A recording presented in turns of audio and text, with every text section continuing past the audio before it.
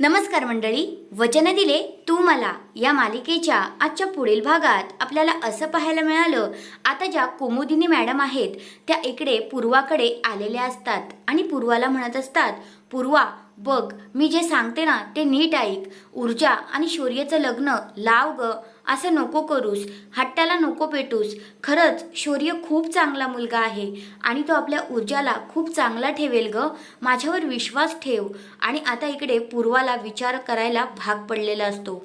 दुसऱ्या बाजूला आता शौर्याचा हात ऊर्जाने हातात घेतलेला असतो आणि मग ऊर्जाला आता शौर्याला सांगत असते की शौर्य आपलं लग्न नाही होऊ शकत, आपलं लग्न नाही होऊ शकत कारण एक प्रॉब्लेम आहे.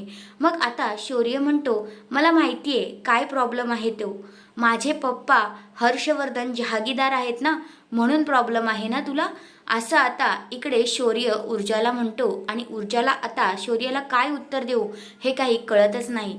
तर हा आहे आजचा पुढील भाग. तुम्हाला कसा वाटला ते कमेंट करून नक्कीच सांगा. तुम्हाला काय वाटतंय, ऊर्जा शौर्याला लग्नासाठी होकार देईल का, तेही कमेंट करून नक्कीच सांगा. धन्यवाद.